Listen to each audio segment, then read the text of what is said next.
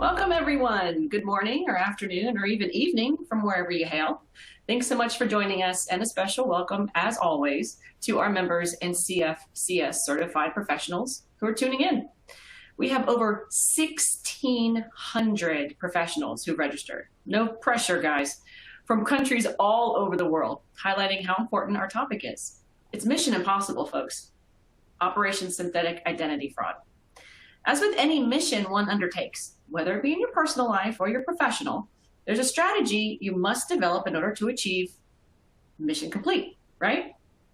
Us fin crime fighters know this way too well. If you've spent any time in the industry, you probably have built up a knowledge of what fraudsters and money launderers have done in the past, and you can then see that MO play out on your screen the moment you open a new fraud or an AML investigation. I know I did. But what do you do when the criminals employ a different tactic from the standard fare? That different tactic of what we're going to talk about today is synthetic identity fraud. In today's session, we're going to discuss the industry recommended definition of synthetic identity fraud, its origins, attributes, and trends seen in the banking ecosphere. I like that word, ecosphere. Your mission, and I'm sure you're ready to accept it, is to buckle in, listen, and especially engage our panelists in learning more about this particular type of ever-growing fraud. But who am I? I'm Erin O'Loughlin. I have to introduce myself, Senior Director of Training for the Association and moderator for today's session.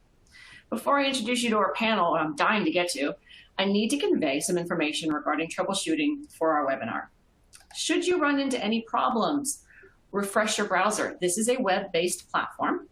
The best and probably only thing that you can do that will actually help you is refresh your browser. If you write in the Q&A and you ask me, say there's some kind of technical glitch, refresh your browser. Try that. Close out other browsers and applications, then rejoin the presentation. Sometimes you may need to have to sign out. Make sure that you're on Chrome or Firefox. All right, getting through the boring stuff. The logistics. Certificate of completion. For all of you who watch at least 80% of this, you will get a certificate of completion and all participants will get it. Check your email in about 3 days or so, 5 days, and you'll get your certificate. It's also available in the LMS for those members who want to just log in and see it for themselves. The recordings and the slides are available to members within 3 business days. You can also download any resources that we have in our dashboard, and those are for you to take. Post-webinar survey, that is really important too. We listen and we hear you when you write to us about what we need to work on, what you'd like to see in the future, how we can make our presentations better. In fact, I've read so many of these surveys that I now don't wear glasses and I got contacts because the light was affecting you. So just to let you know, here at ACFCS, we hear you. Last but not least, Q&A. That's the biggest part. Type in your questions in the Q&A box and we will try to get to them as best we can. We are going to have a dedicated Q&A at the end. And speaking of at the end, because I'm so excited for this content, I want to introduce our awesome panel. Mike Cook of Socure, I almost read Solutions, of Socure, and Trace Fushi of Noverica. I hope I didn't butcher that. While you guys give your backgrounds, I'm going to start with Mike. We're going to throw a poll up. For those of you who are not looking at the screen and you are doing all sorts of different things as we do when we work from home, I know I do, go ahead, turn around and see your poll that's up here. Which of these fraud threats will be the primary focus for your organization to mitigate in 2023?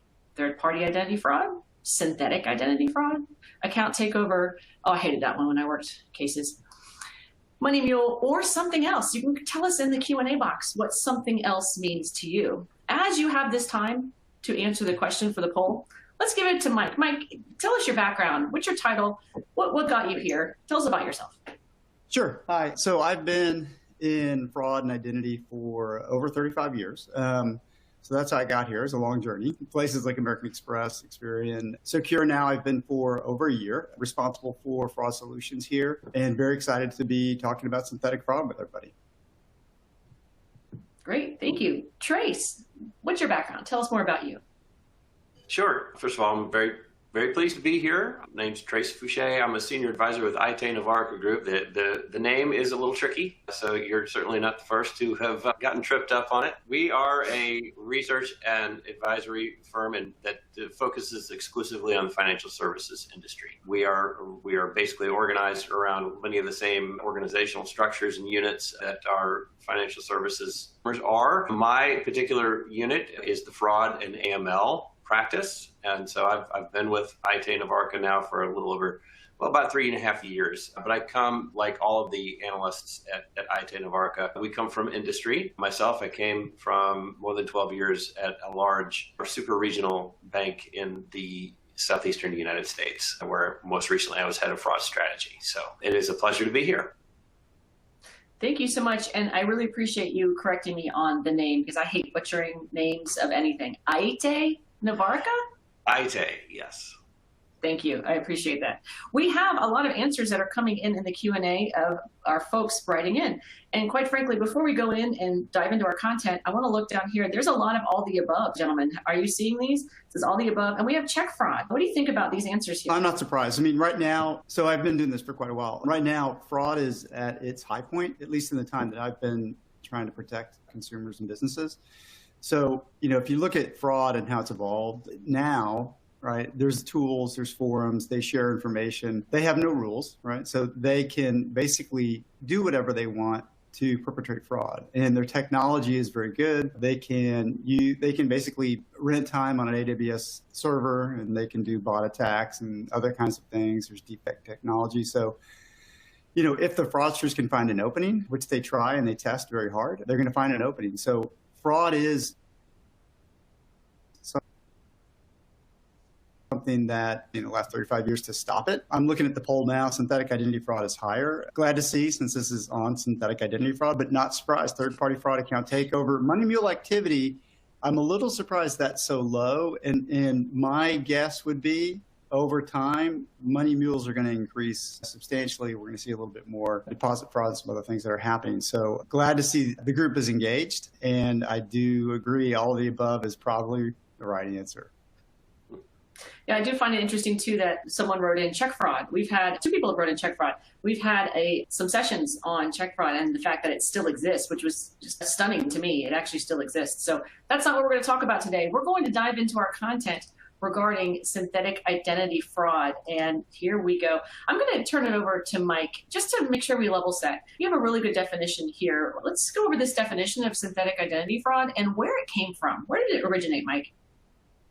Sure. Oh, okay. So interesting. So I'll just go ahead and read it. Use of combination of personally identifiable information to fabricate a person or entity, right? Really important, or entity. There's a lot of synthetic fraud in small business in order to commit a dishonest act for personal financial gain. So where did this come from? There was a Federal Reserve group, a task force that was put together probably about 1.5 years ago. I was lucky enough to sit on that task force with a group of about 7 other folks. And we spent 3 months trying to come up with what we thought would be, an industry-adopted synthetic fraud definition.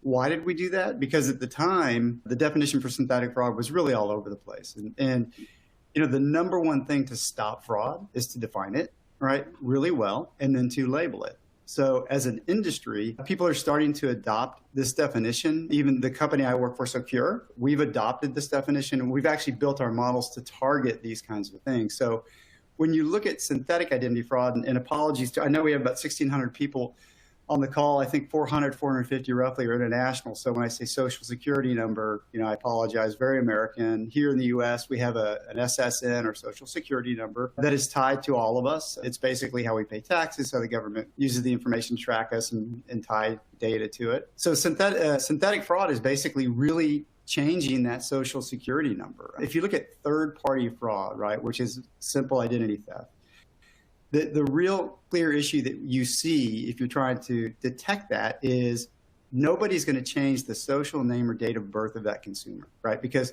they want to steal that consumer's identity.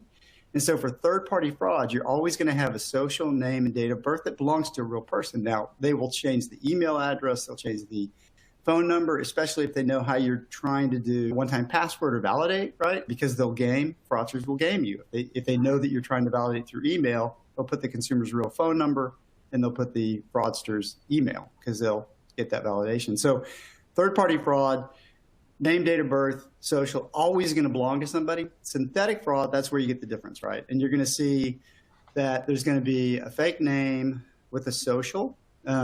Sometimes that social, oftentimes, is a random social. After 2011 here in the United States, the government started to realize that you could almost predict what somebody's social should be within some relative distance. And so in 2011, they started changing that to a random social instead of having some kind of intelligence to it.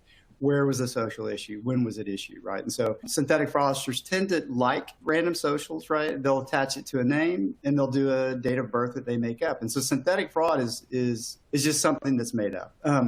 One really, really key thing, and if you are a fraud investigator, if you're somebody who's trying to stop synthetic fraud, it's really, really key, these next two slides for you guys, right? There's not just synthetic identity, but the Fed developed two subtypes beneath there. We're only going to talk about the one that's right underneath it. But there's a fabricated synthetic identity. And you guys can read the slide. I won't go through it. But a fabricated synthetic identity is completely fake, right? The name doesn't tie to the date of birth. The social's not real. There is an address it goes to. There's a phone number and an email, right? But that identity itself is assembled in a way that does not tie to anyone in this world. And so that's a fabricated synthetic identity. The purpose to use fabricated, you're generally going to take a financial loss, right? Because this is where people are either trying to do some kind of a payment scheme, open up a new account that's going to go bad, right? Or in a DDA, demand deposit account, where it's a bank or a fintech, a fabricated identity is a great money mule. And you'll remember when I said, money mule in the beginning was kind of small. Synthetic identity is the new money mule. And we're going to see a lot of growth in that, I think, in the coming couple of years. The next slide talks about a different kind, right? So you have fabricated that's completely fake. The second kind of identity, synthetic, to really, really understand is manipulated, okay? Manipulated synthetic fraud is, it does tie to an individual loosely, right? If you were to Google, here in the US at least, how do I make my credit score better, right? You will get all of the steps that are here on this slide. You'll get a how-to guide. How do you create a new credit report in your name, right, with your date of birth? And so that's what a manipulated identity is. It's basically somebody who's taken their real identity, they have created a new identity and a new credit report, and they can strengthen that credit report by piggybacking trade lines, which is basically, I'm going to buy somebody else's authorized trade line. I'm going to have that authorized trade line put on the credit report. It's going to make it look like my new credit report is got more data on it and is older, right? Because if I can buy a 20-year-old credit card account and attach that to my trade line somehow, piggybacking, then I'll do that. So manipulated identities is the second kind of synthetic that you should be aware of. Manipulated is interesting. Half the time you'll take a loss on that, half the time you won't. Why is that? Because some people go bad on credit. If they are able to create a new credit file, they're going to go bad again. They basically just want to go bad, right? They just want to get credit and go delinquent. Others, however, here in the US, we have undocumented workers. We have people who have gone through maybe a divorce, job change. COVID really impacted the economy globally, of course. And so if people have bad credit, they will manipulate their identity in a way that they can get a new credit report. When they do that, those people that really need the credit, I need that car, I need that credit card, right? They will pay you back. Undocumented workers, if they get credit, they will pay you back, right? So where fabricated is generally nefarious almost in every instance, manipulated is some form of a real identity, right? They'll generally change the last four of the social maybe or something else, and they'll get a new credit report established under that. Half the time you'll take financial loss, half the time you won't. So that's a quick summary of synthetic. It's been around for over 20 years, but lately, the effort by the Fed to define it was a big deal. We see people trying to label synthetic fraud. No one does a great job of labeling synthetic. It's very difficult. So it is difficult to build models that work well for synthetic identity.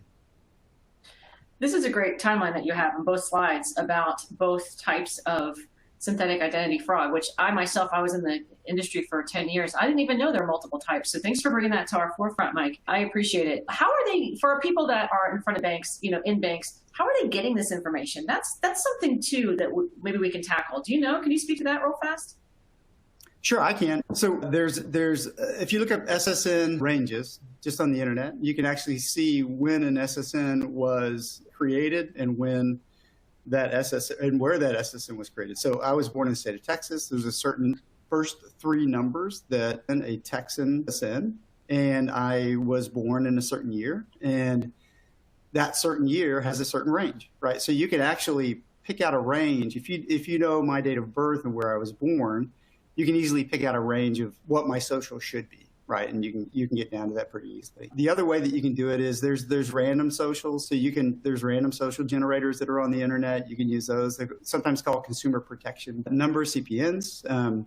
Don't let anybody fool you. You shouldn't be using CPNs. And then it's not hard if you create your own identity. And synthetic fraudsters know this, right? But we see social security number tumbling often. And this is something that's been around for 20 plus years with synthetics, where if I know my name, I know my date of birth, and I know my social, as long as I create a new name, I use a similar date of birth, and then I just tumble the social. So if my social ended in 1234, 1235, 1236, 1237, 1238, 1239. So if I was just to tumble that social, that's going to create socials that will pass validity checks, right, for KYC. And so there's different ways that people can do this. It's unfortunately all over the internet and dark web forums. Dark web forums, there you go. Yeah, that was definitely something I was wondering about. And that's hard for investigators and compliance officers inside a bank to know exactly how to tackle that. That's a whole other webinar that we can get into. One more thing before you turn it over to Trace to talk about the scope and the fraud types. You did mention that this is United States focused with the SSN. Is there synthetic identity fraud that is happening in other countries? And if so, are they using something similar? That's a good question. I haven't researched other geographies. So, anybody in other geographies, if you're seeing synthetic, we just kind of mark a note here. I'd imagine, why not? Right, where the social security number, it's a good and a terrible thing, right? Because it is a number. It's supposed to be a private number, but yet it's still very public. It's breached all over the place. And so it creates the ability for people to know my identity pretty well and provide a secret number, even though that number's everywhere, right? So here in the U.S., having the SSN to match is good and bad, right? I prefer that we get rid of it for matching purposes. So I'd imagine internationally, it might even be easier to create a synthetic identity just because there may not be as much data. And because you don't have that social, you don't have to deal with trying to get that social right. Right on. Well, thank you for that, building us a foundation on that one. We're going to turn it over to Trace now for the scope. You've done a lot of research on synthetic identity fraud. Can you tell us the scope of what we're looking at over the past couple of years, especially when it comes to concern with financial institutions when it's compared to other frauds? How does synthetic identity? Sure. So I want to kind of key in on a couple of points that Mike made, though, because it's germane to talking about some of the research that we've done, particularly around synthetics. The first is I want to key on the point he made about definitions, because I very much agree with Mike that if you can't define it, you can't measure it. If you can't measure it, how do you know if you fixed it? So, I think it is a major challenge. It's one that the financial services industry worldwide has grappled with. I think some markets distinguish themselves as doing a much better job of defining the problem and measuring the problem than others. And even within markets, some types of fraud are much more well defined than others. I give you a great example is card fraud. I mean, no matter where you go, the card fraud is fairly well measured, and that's largely because the networks mandate it and they require it. They require that all the participating issuers and acquirers and merchants are all reporting fraud in a consistent and well-defined manner. Synthetics, not so much. Synthetics is a form of identity fraud. It's the kind of fraud that I've often called as an edge case. So it's similar to mules and similar to scams in a way, at least insofar as they don't fit really neatly inside of a policy box necessarily. So nobody necessarily, I don't think there are too many FIs out there that would boast of having a whole lot of synthetics in their portfolios, but by the same, there aren't a lot of really formally defined mandates to proactively hunt them down and remove them from the portfolio. And that's largely because they are sometimes seen as sort of a victimless kind of fraud, meaning that, so long as there's no loss, no harm, no foul. Now, that's not, again, to say that, people are turning a blind eye to this per se. It is to say, though, that it does create a whole lot of problems when it comes to measuring the problem and estimating the size and the scope of the problem. Now, all that being said, it is the subject of quite a lot of research that we've done, not just this year, but over the past couple of years, enough so that we've been able to compile some estimates on the size of synthetic identity fraud losses. And this particular graph is specific to credit, to unsecured credit in particular. So this doesn't really factor in DDA related synthetic identity fraud losses, but we've projected it to reach 2.94 billion by 2025, which is no small amount of loss. So a lot of this has been driven, and this is the other thing I wanted to key in on from Mike's opening statements, was that there's been quite a lot of turbulence, we'll say, in the past year. Now, a lot of that, and we've done quite a bit of research on this topic as well, at least in terms of how did fraud unfold and how did it evolve over the pandemic. Certainly been a lot of research done on that topic. The short answer is that it really didn't develop and unfold in quite the way that most people anticipated it would.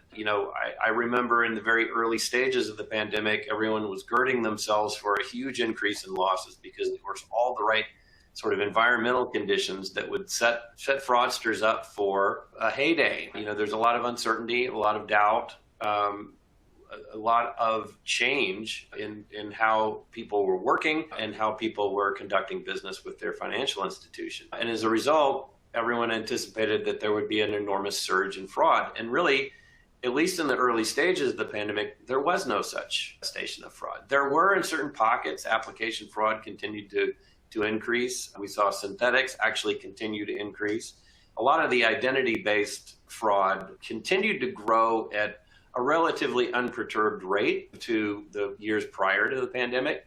But a lot of the more conventional types of fraud, check fraud, which is resurging lately, but during the 2020, 2021, really was just chugging along at a relatively steady pace. In fact, I'm reminded of an old joke about that the last check to go through the system will be fraud, because as the overall number of checks in circulation declined, check fraud would stay nice and steady over the years. And I remember back in my day when it was my job to forecast losses, forecasting check fraud was super easy because it was very stable. It pretty much held very constant. And lo and behold, it's been increasing lately, but at least during the 2020 and 2021 time period, I won't say it ebbed, but it didn't grow. It wasn't moving much. And the same was true for a lot of other forms of fraud. Now, fast forward to the end of 2021 and 2022, it appeared that the fraudsters were coming out of the woodwork, right? And they were really creating a lot of trouble, especially for financial institutions. So much so that it really kind of reshaped the environment. And a lot of this is, of course, driven, and this may be the third thing I want to key up on from Mike's opening comments, and it also ties in or dovetails with what I mentioned before about synthetics being one of those edge cases in fraud. Synthetics are much like mules insofar as that they are part of the glue that holds fraud incorporated together. They are the thing that helps make it grow and helps it run. Because without the synthetics, without mules, those are the logistics elements of keeping that very seriously large industry moving. And I think as the other forms of fraud have grown, namely things like check fraud, deposit fraud, or first-party check fraud in particular has been on the rampage lately, at least here in the U.S. market. All that money has needs somewhere to go, right? So it needs to hit a mule account. And those mule accounts need to be created, usually with some form of identity that won't tie back to the real person. That's not always the case, of course, with mules, but this is to say that as the rest of fraud is amplified, so too is synthetic. So if you want to think about a synthetic fraud, like mules, is very much like a type of fraud for a lot of more conventional types of fraud. One last point here, and that is this graph. This was part of our research that came from September and October of last year. We're in the process right now this month of refreshing this, but you can see here that synthetics are very much top of mind for fraud executives in the North American market, as they should be. It is kind of the kind of fraud that is everywhere. It's unfortunately not something that's terribly well controlled for it, or at least it's very inconsistently controlled for it, which makes it a huge concern for a lot of FIs. For our audience edification, that was great, Trace. For our audience edification, you started talking about what is the synthetic fraud itself. I actually heard a law enforcement official, a Homeland Security agent friend of mine, say you can call this the Frankenstein method of fraud because you're sewing together different parts of real people. So the social security numbers do exist. They have been registered with the Office of the SSN Administration. The deceased person's name did exist, and you're putting them together. Is that correct? Sure. Yeah. I mean, and I know, Mike, you can probably speak to this quite expertly, but I mean, from my knowledge of synthetics, yeah, absolutely. They can be cobbled together from various different parts of the identity and the persona. Yeah, absolutely. And it's interesting, you know, I used to kind of fight the argument that synthetics are coming out of data breaches because I didn't believe, I mean, you can easily piece together synthetic identities, but what I'm seeing though is fraudsters have gotten smart, right? And in our models, a lot of times, if the cell phone number's new, if the email number's new, we kind of say, hey, it's a new email. So, you know, that's concerning, right? And it gets, you know, in the variable, and it makes the score look riskier, right? So what these guys have done is they're using older vintage emails, right, that they can steal in a data breach and then kind of build the identity around that. And that's a little concerning, right? Because it's basically the fraudster getting smart, figuring out what we're using in our models, and then overcoming even one variable, right? Can throw somebody from a risky to a marginal or a marginal down to low, right? So fraudsters are getting smart. They're trying to figure that out. Now we are, you know, using machine learning and other things, trying to figure out how to get around that as well, right? So, but yes, I do think that you can piece together deceased, you can piece together data that you find in a data breach, or you can just create it, right? Synthetic fraud is very easy to perpetrate and sometimes difficult to find. Absolutely. Thanks for that. You know, in the United States, we did talk about how we have an international audience. In the United States, just recently, in the last month or two, we've had quite a number of bank executives that have to go in front of Congress, just recently, the last several weeks too. I think it was last week that there's one bank executive who was asked a question, and he stated that there's one particular payment processing company that is, quote, wrought with fraud. I'm not going to state it because we have a lot of people here, and I'm not going to say the company's name. But why, this is to Mike, why are current fraud defenses not effective in fighting this fraud? And especially, why aren't they effective in fighting synthetic fraud? So you're talking about, we'll just say P2P scams, right? So, right. And so the issue there is, I mean, it's kind of twofold, right? You do have consumers, even my daughter, right? I hate scams because my daughter, who is 19 now, she got scammed about 4 months ago. And beyond losing money, emotionally, right, it really impacted her. So the biggest issue, I think, is that consumers still need education, right? They need to understand, you know, if they get that call, even though the person on the phone says they're with the IRS and they know your social, they're never going to ask you for money over the phone. They're certainly not going to ask you to pay money to a gift card or go to an ATM and put money on a crypto account, right? So I think the biggest thing is consumers need to be better educated, including my daughter. So the interesting thing, though, and I think one of the things that could catch some of this is synthetic fraud. And this is why I think Trace is up here today, right? Mule activity resulting from application fraud, 25%. I think that's going to go up. I think we're going to see mule activity and the concern for mule activity going up because synthetic fraud is out there in its DDA accounts. And one of the things that Trace had said during his conversation is, you know, we're not looking for hidden, I think it was roughly right, we're not looking for hidden synthetics in bank, fintech, DDA accounts, right? They get through, and we're going to talk about that in a little bit, why they do, and it really is a simple math problem. But that's why synthetics get into the DDA account. And if I'm going to perpetrate P2P fraud, right, I'm going to want to do that, not using my identity. I'm going to want to use a money mule, right, which is somebody that I can get, and they'll participate as money mules. Lots of money mules that are out there following PPP, right, and they're still looking for things to do. But man, if I can create synthetic identities, I will use that as a money mule all day long as a fraudster, and I will get those scams, sent via P2P or crypto or, whatever, or gift cards, right? Too, but I'll get it sent through P2P. And so that is something that I think there's two sides of P2P that we need to solve for. One is consumer. One is, hey, where is that money going? Generally into a mule account or a gift card or this or that, right? But oftentimes synthetic. Well, one other thing I'll tack onto that real quick is because, I do think that synthetics are widely and maybe increasingly used to fuel the mule population out there. And the mule population exploded quite substantially over the course of the pandemic. And a lot of that was not necessarily in support of the more conventional forms of bank fraud, but rather to support the enormous amount of money being lost through pandemic relief programs.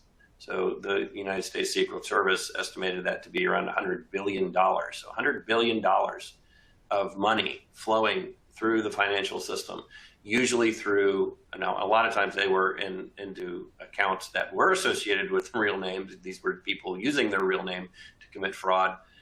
But a lot of times that those payments are being made to mule accounts, and those mule accounts are driven by synthetics. So again, you can kind of see how the ecosystem works, how synthetics are needed for mule accounts are needed to support other types of fraud are proliferating.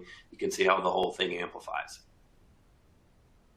Fantastic. You guys are literally on top of all this. I'm learning a whole lot. So let's go on to what approaches are effective in detecting and mitigating synthetic fraud. Trace, what's your take on this one here? We have this math problem. What do you think about this? What can you tell our people what's going on here? This is Trace. You want me to cover? Yeah, please. Sure. So there's, by the way, the questions that are in the chats, I've done a ton of webinars. This group is fantastic. I just want to go to a dinner party with you guys and hang out, because there's good questions about quantum computing from somebody named Kevin, Corel, Justin, really great questions. And hopefully we can get to some of these things. But so there are synthetic fraud solutions, right? Secure offers a great synthetic fraud solution. The types of synthetic fraud solutions you want are not only one that's going to tell you, hey, this looks like synthetic fraud, and you want to capture it at a low false positive rate, high fraud capture rate, right? But you also need a solution that's going to tell you, is it manipulated or is it fabricated? Why is that? Because one of the problems I see, if you're an auto dealer, subprime auto especially, and you're on this, I see a lot of auto dealers validating consumers using their driver's license, right? Because it's easy. Hey, you're going to take a test drive, give me the driver's license, I got a picture of it, you're validated, let's go. The problem with validating a manipulated identity, which is really what's attacking subprime now, so a manipulated synthetic, is that I can give you my driver's license and it is going to validate because it's my name, my date of birth, my address that I live at, right, and my picture. So I validate. Problem is my social security number here in the US is not on that document. And so you're pulling a credit report. While it looks like it validates, it doesn't tie to my true identity. And so you want a solution that captures synthetic, right? And you want one that tells you, is it manipulated or fabricated, so you know how to treat it, right? The issue with this slide here is, and this is really talking to the folks that are in a fintech or a traditional bank that have a DDA account, a banking checking account, savings account, investment account even, that they offer to consumers. And the issue with that is, it is very easy to open a synthetic account at a bank, for a checking account. And here's the reason why, right? It is a math problem. And now what I mean by that, it's not a formula, it is a problem, right, that we've got. And if you look here, if you look at the average loss in a DDA account, it's like $250, right, per year. So the average fraud loss is not that high. The average good, roughly $250, right, for the consumer. So when if you have a false positive rate, as outlined in the slide of 2 to 1, that means for every two goods, right, which are worth 500, this should be, 500, sorry, then you've got, or 250, you've got $500. If for every bad, it's 250. So the economics don't work out. So what happens is in banking, when you test synthetic fraud solutions, you hear banks, fintech saying, we don't have a synthetic problem, right? There is not an ROI for us for the solution. Yeah, the math just doesn't work for us, right? And when that happens, those synthetics get originated, they get opened up, and they open up the account, right? So it is truly a math problem. And it's because we're not measuring the P2P loss that consumers are taking, right? And so if you look at here in the US, the Federal Trade Commission tracks that. They say that an average loss for a consumer in a P2P scam is $1,000, right? So if you look at the bank having to absorb the P2P financial loss, which is where we're going with the CFPB and other regulatory bodies where they want to start to push that back on the banks, right? Your average loss goes from 250 to 1,250, right? So now, false positive rate 2 to 1, it's $500 good that you add friction to, or $1,250 that you go bad, right? So all of a sudden, once that P2P financial loss goes back onto the bank or the fintech with the DDA account, hey, there's an ROI for us to implement the solution. So in banking, especially, right, and in card, but mostly in banking because that's where we have the math problem.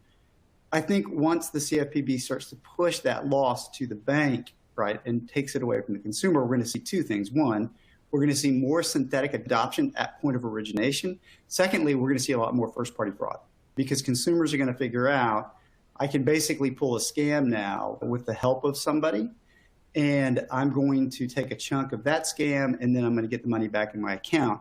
So we really need to kind of skate ahead of the puck here and think about ways to solve for this upcoming problem. If you go to the next slide, this talks about, if you go to the next slide, these are just 3 numbers, right? And I'd love to ask everybody, what are these numbers, right? But here in the US, average 124.1 million bank accounts, right, that are here in the US, right? When we look at these things from a secure perspective, right, using score as a proxy, we see anywhere from 1% to 3% synthetic fraud in the open active accounts, right? So 1% to 3%. You take the FTC's $1,000 average loss and apply that to a 2%. Let's cut it in half, and let's say that synthetic fraud is only going to be used as a money mule for one P2P scam, right? Which we all know is probably too small. P2P stands for person-to-person. So it's basically, I'm going to pay you through a Cash App or something like that, right? All the other guys are out there. So $1,000 loss, $2.48 billion loss, right? That is how much synthetic fraud could cost the industry next year here in the US if the CFPB were to pass the law or pass the regulation where the bank's responsible for it, right? And if you looked at Trace's numbers, that basically doubles the amount of losses that we see for synthetic fraud. Well, what are some of the attributes that you're seeing when it comes to this synthetic fraud? Sure. So synthetic fraud is really, you can there's a couple ways to find synthetic fraud. What we do at Secure is we've gone through and we've done fraud investigations. So we've identified thousands of synthetic fraudsters, right? We've built profiles that look at both manipulated types of synthetic fraudsters and fabricated types of synthetic fraudsters.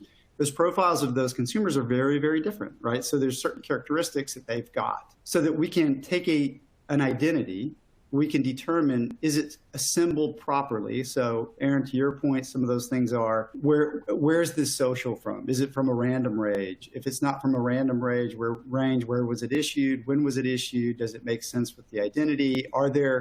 Is there a thick enough footprint? If you're looking at an identity that's roughly 42 years, they should have a credit file. They should have maybe some DMV records. They should have some kind of record, right, that gives them an information footprint. If they don't, it's likely synthetic. Right.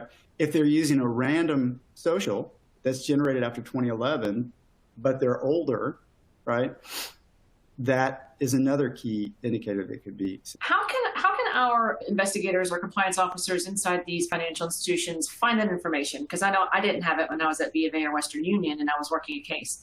How can we find out what age they are, where they were from? So you can look online and you can just look at SSN range, and there's a ton of data that's there. We have all, it's secure, we have all that data in the system, and we can score it real time. So we can look at that. Oh, that's fantastic. I don't know if that was even available when I was doing it because I'm so old. What trends are you seeing relative to synthetic fraud and financial crime? First, Mike, and then we're going to end with Trace, and then we're going to open it up to the Q&A because there's so many here. So what are the trends that you're seeing with this? Mike, go ahead. So the biggest trend I'm seeing, we did an attack rate analysis at Secure, and what we found, and this is where this opened my eyes. We saw that banks and fintechs with DDA accounts are getting attacked at the highest rate, right? So not just they're in the average, right? But if you compare that industry, right, to auto, to card, which used to be the highest, right, to phone utility usage, right, to any other industry that's out there, banking was being attacked more, is being attacked more by synthetic fraudsters. And so when you ask the question, what's the change, right? I think it's that synthetic fraud, when we first identified it 20-something years ago, it was, I want to get a credit card, I want to run it up, and you'll never find me. Or it was, I want a cell phone so that I can take that cell phone and sell it overseas. Today, I think the biggest issue in synthetic fraud is in the banking environment where we're having money mules created. And so that to me is the biggest issue. And that's why, like, when I looked at Trace's numbers from IT, I totally agree. Those are the right numbers. But I do think that fifth one down, which is money mules, is going to grow in concern. So next year that may be 4, maybe 3. I think the money mule issue from synthetics is going to grow more substantially. Very interesting. Trace, what are you seeing? Well, I kind of want to pick up on one of the things that Mike's mentioned, because I can't really speak to a great deal of detail around the forensic trends of what types of tactics are being used necessarily. But I think the thing that stands out to me is that there is a trend among financial institutions, largely because of what Mike said, to start up and take up the effort to do a much better job of filtering out synthetics, because I think there's a greater and greater realization that it is a symptom of a larger ecosystem at work. And to the extent that they can begin to actually take a chunk out of this relatively vulnerable piece of the control framework, there's a lot of downstream benefits that can become as a result of it. So that to me is kind of the big aha that I'm seeing across the industry right now, is that they're seeing fewer and fewer people who are saying, I don't have a synthetic problem. I think everyone is beginning to wake up and acknowledge that you do in fact have a problem. It's just a matter of not having looked at it or not having done a diligent enough job of defining it and creating a means of actually identifying it and quantifying it. So I think those are all positive steps. If I were a criminal and I had access to these things, why wouldn't I use it? So that's what I usually say when someone says we don't have this kind of problem. Yeah, you do. You just haven't looked and don't know the certain things you need to know. Oh, those are great, all insights, really good answers. We're going to open it up to Q&A, the questions that are the slide that's up there. We have so many. So I'm going to try and get to as many as we can in the next however many minutes that we have. Here's a good one that's come up, gentlemen. Because our audience can't see the questions that our folks have written, we're going to read it out for everybody. What is the best way to fight synthetic fraud and chargebacks as the merchant? Trace, you just asked the last one. Why don't you pick up this one too, if you have any thoughts on it? Well, I mean, I would say it's probably the same as it is for battling synthetics in other spaces. So it really is trying to do as best you can at the front door, to the extent that you can, to filter out a lot of the highly suspect synthetic personas that you see. Now, for merchants, that's a particular challenge because there's not a great deal of scrutiny at the front door, so to speak. To the extent that it's possible to do it, after the authorization, or at least in the process of the chargeback process. So, yeah, I don't think it's fundamentally different than most other kinds of approaches to controlling for the problem. That's great. Interesting. It is very hard for a merchant. I wouldn't even know the first way of how to advise that when it comes to them making a living and trying to keep their business open until the technology pops up to help them. Here's another one. To give this one to Mike, since Trace just took this one. Do you see a large percentage of credit data blocking schemes have you seen in manipulated synthetic identity theft schemes? And do these schemes tend to cancel out applications or approaches of using Benford's law to detect these fraud schemes? It's a long one, but do you have any thoughts on this one? So that's a great question. And that's one of the ones that I'd seen earlier. I think, I wrote the guy's name down. But anyways, great question. So Benford's law, I don't think that, so I don't know, I do believe that there are some aspects of Benford's law that will help identify some of the synthetic patterns. There's actually one algorithm that is extremely valuable in identifying synthetic that uses something similar to Benford's law. And it is so predictive that I am not going to mention it here because we do know that, bad actors from time to time will catch these webinars. But so the answer is yes. I apologize for being cryptic, but there is one really great algorithm that you can use to apply those issues. That's great. Here's another one.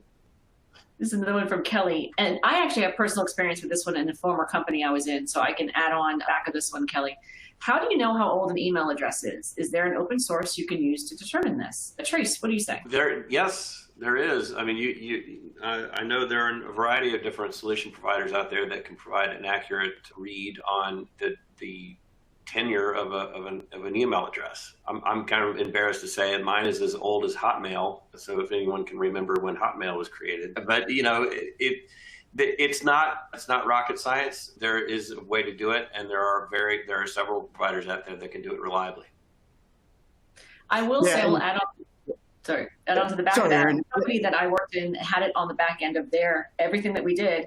They were able to tell me when I was opening my case how old it was. So it was some vendor that they used, and it was inside the bank, and it told me. So I'm just letting that out there. There are vendors that do that. Go ahead, Mike. There are. Secure does that. I mean, we have data, and we actually boil it down to the variable. But remember, bad actors have gotten smart. And so you cannot, where we used to could rely a lot on that variable because it was not being gamed, the bad actors figured it out. So it is being gamed some, so you have to be careful with how you use that. If it's a rule, you're going to create a lot of friction, right? You need to use it as a variable in a machine learning model. I was going to say that the trick is not necessarily determining the age or the tenure of the email account, but making sure that email account is actually tethered to the person who they're claiming to be. And that's the long pole in the tent. Yeah. Velocity, linkages, how it's being used, all those things are very key.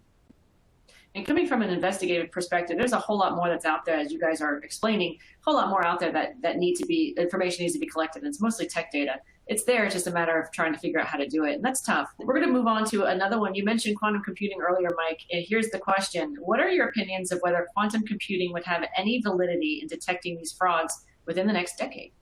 So that was Kevin's question. I wrote that down. I thought it was a great one. Thank you, Kevin. So I am not that technical. I think the issue with social security numbers, with synthetics, is it really is the identity assembly, right? So I don't know if you need deep learning. I don't know if you need quantum. I think that the models that are existing today are pretty good. Secure's models, are instead of 2-to-1 false positives, 1-to-3 false positives. So the false positive rates are getting very good. I mean, almost extremely accurate, right? So I think that we can solve the problem of synthetic today with the current solutions that are out there. We just need to use those solutions, invest in those solutions. And one of the things that we talk to our customers about is not just at the point of origination, because Trace's point is correct. The best way to fight synthetic is keep it out. But, a lot of those elements that you gather at point of origination, take those elements and feed them into your account management system, because synthetic is different than third party and any other kind of fraud, right? If you're synthetic at the point of origination, you are synthetic 6 years later. And those characteristics that were important 6 years prior are key.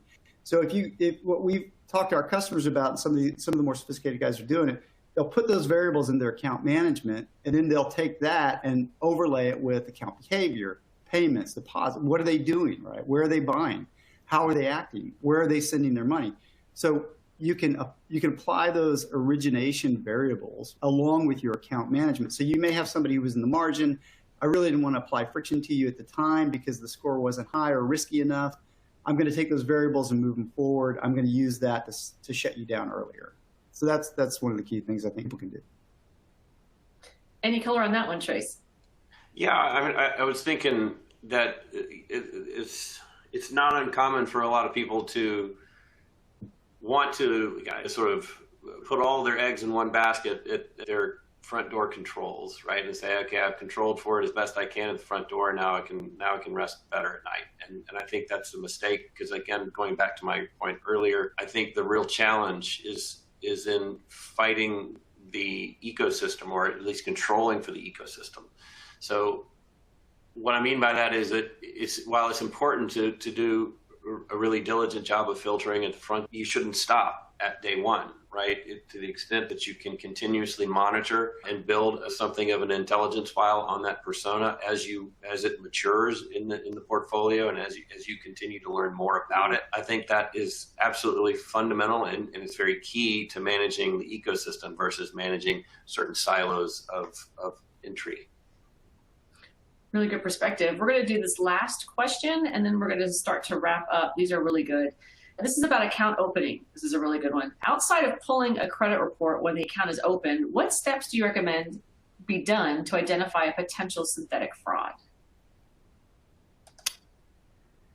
Well, that's a great question. And again, there's solutions, right? Some customers of ours do use a synthetic fraud solution before they pull the credit report because they want to make sure they're pulling the right credit report.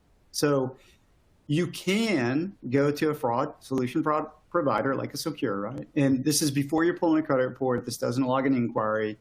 And you can validate, is that identity real? Is it synthetic? You can look at third-party fraud. You can look at first-party. So there's a lot of things you can do with your fraud solution provider prior to going to a bureau.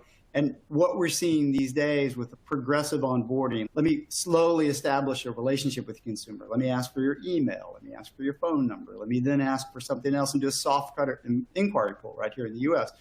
So there are ways to do a lot of things before you pull a credit report. One of those is just simply getting a synthetic score from somebody who knows what they're doing and they're returning, is it manipulated or fabricated, so you know how to treat it on the back end. Absolutely.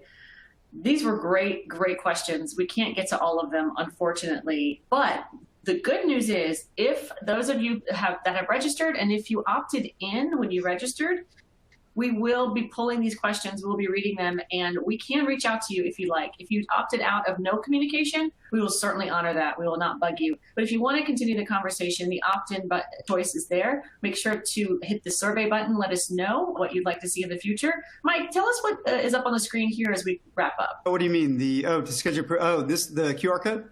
Mm-hmm. Oh, just click on that, and then I think that'll get you to our website, and you can just do a demo, and we'll do a proof of concept. You can do that. You can hit me up on LinkedIn. I think there are so many good questions. I'm reading another one from Bello.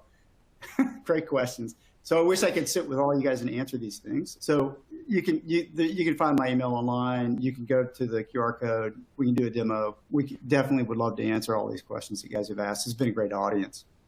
Yeah, they have been. Thank you to Trace, thank you to Mike and to Secure for sponsoring this.